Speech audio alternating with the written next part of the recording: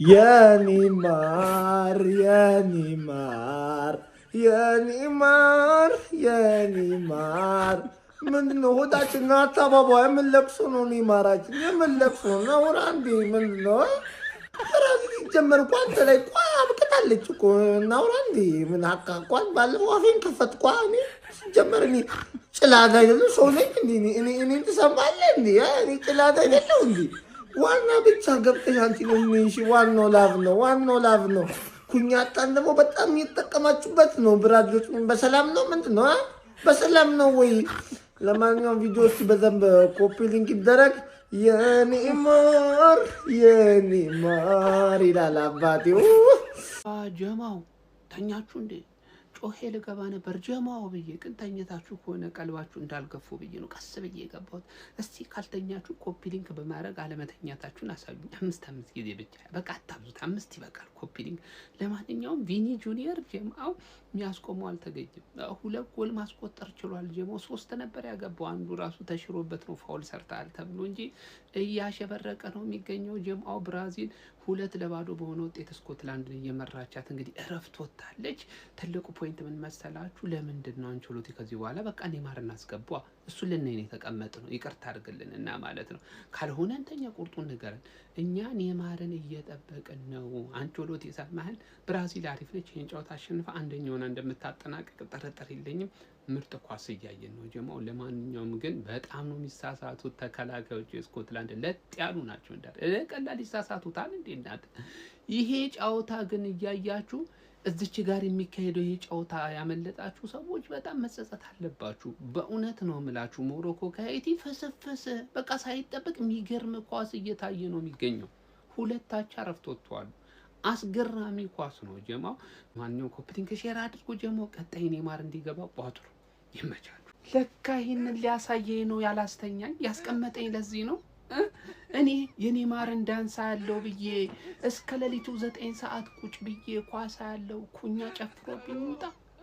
ኩኛ አላበዛውም እንደኛ ላይ ጨፍሮ አነሰው። አሁን ይኸው ከሳምንት እስከ ሳምንት ብሔራዊ ቡድኖች ላይ መጨፈር ጀምሯል። ይሄ ልጅ አንተ በቃ ተመችቶታል። እየገባ እንዲልላ በእያንዳንዱ ጨዋታ ማን ዝም ብሎ እያገባ ነው። በጣም ነው የተመቸው እዚህ ቡድን ላይ።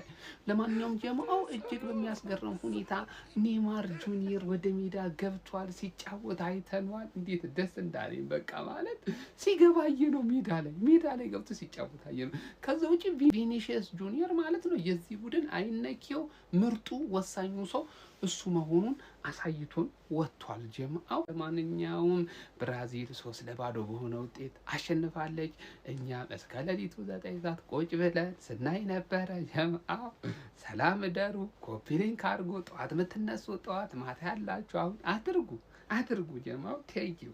ብራዚል ጨዋታ ካላት ቪኒ ጁኒየር ጎል ማስቆጠር አለበት። ቪኒ ጁኒየር ጎል ካስቆጠረ ደግሞ የጨዋታው ኮከብ መባል ግዴታ ነው ማለት ነው። ያራዳ ልጅ ማለት ነው። በየጨዋታው አልተጫለም ማለት ነው። አረናይን ሆኗል የብራዚል ማለት ነው። በዛሬው ጨዋታ ሌላ አስገራሚ ነገር ኔማር እንግዲህ ተቀይሮ ገብቶ ጨዋታ ማድረግ ችሎ ነበረ ማለት ጥሩ እንቅስቃሴ ማድረግ ችሎ ነበረ በጨዋታው ማለት ነው። ቡርኖ ጉማሬሽ ምን አይነት አሲስት ነው ለኩኛ የሰጠ ያራዳ ልጆች። እጅግ በጣም አስደናቂ ኳስ ነበረ ማቀበለ የቻለው ማለት ነው። በሚያስገርም ሁኔታ ብራዚል እንግዲህ ደረቷን ነፍታ ማለፏን አረጋግጣለች ማለት ነው። ያራዳ ልጆች ምን አለ ቀን ቢያጫውቱት ሌሊት እያጫውቱት ግራ እያጋቡን ነው።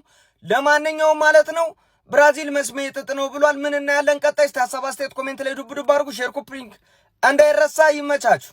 ባይላ ቪኒ ባይላ ኩኛ፣ በወሳኝነት ግን ባይላ ኔማር እንግዲህ ተመልሷል ከ980 ቀናት በኋላ ለብራዚል መልሶ ማሊዮን አድርጎ መጫወት ችሏል ማለት ነው ኔማር ማለት ነው። በጣም ደስ የሚል ቀን ነበር ዛሬ። በድጋሚ ቪኒሲየስ እና ኩኛ ስታር ያደረጉበት ቀን ነበረ። ቪኒሲየስ በተለይ ለብራዚል 4 ጎሎችን መድረስ ችሏል። ኩኛም ራሱ መሰለፍ ከጀመረ ጀምሮ ያለፈው ጨዋታ በኋላ 3ኛ ጎሉ ማስቆጠር ችሏል ማለት ነው። በወሳኝነት የተንቀሳቀሱ ይገኛሉ። በዛም ላይ ደግሞ ለመጨመር ኢንዲቪጁዋል ብሪሊያንስ ማለት ነው ኔማር ጁኒየር ተመልሷል ማለት ነው። ያ ኮንፊደንስም ይጨምራል። እሱም ራሱ ኦፈር የሚያደርገው ነገር ይኖራል ብዬ ተስፋ አደርጋለሁ ከዚህ በኋላ ላለው። ቪኒሲየስ እንግዲህ ይህንን ጨዋታ ማን ኦፍ ደ ማች ሲቀበል ለ3 ጨዋታዎች ያለፉትንም ለሴላሳው ማን ኦፍ ደ ማች ያደርገዋል ማለት ነው። ቪኒሲየስ ለየት ባለ መንገድ የተንቀሳቀሰ ያለው ለሴላሳዎቹ ብቻ የዓለም ዋንጫ ጉዳይ እንደተለመደው እንዳንዳሳስ መጫና የራሳሳዎች ኮሚቴስ ከመጣች ኮፒ ሊንክ ይደረግ። እንቀጥል እስቲ ትንሽ እናውራበት እና አንድ ደቂቃ ጮቷል። ብዙ ሞመንት አንድ ሁለት ሞመንቶች ተፈጥረው ነበረ። ቪኒሲየስ ያችን ኳስ አሳልፎለት ቢሆን ካውንተሩ ላይ ወይኒ ኔማር አግብቶ እናየው ነበረ። ለትንሽ አሪፍ ሙከራ ነበር ቪኒሲየስ ያደረገው ካውንተሩ ላይ ማለት ነው እና ማለፍ ነበረበት እሱ ኳስ እንዴትም አድርጎ ብቻ ይሁን ችግር የለውም። ብቻ ኔይማርን ዋናው ሜዳ ላይ ማየታችን በጣም ያስደስታል ብዬ አስባለሁ። ስኮትላንዶች እንግዲህ አውትክላስ ተደርገው ነበር፣ ብራዚሎች በጣም ይሻሉ ነበር ዛሬ።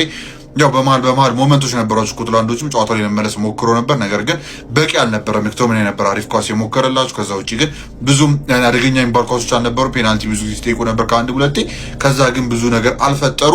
ከዛ ያለፈ ግን ያው ብራዚል ቶፕ ማድረግ ይችላል ማለት ነው ግሩፑንም እና ያ ግሩፕ ሲ በዚህ መልኩ ተጠናቋል። ኔይማር ተመልሷል፣ ቪኒሲየስ ተተኩሷል። ምን ይባላል ከዚህ በኋላ ያ ብቻ ቪኒም 4ኛ ጎል ነው ማለት ነው። ይህን ተከትሎ ደግሞ ከኤምባፔ ከሃላንድ ጋር እኩል ያደርገዋል። እነሱ ገና አልተጫወቱም እንደሚታወቀው፣ ሜሲም አልተጫወተም። ነገር ግን እዛ ቻርት ላይ መግባቱ በጣም ጥሩ ነው። ያው ስሙም ገነን ብሎ መታየት አለበት። ባይላ ቪኒ መቻት ብቻ ያ ኔይማር ተመልሷል።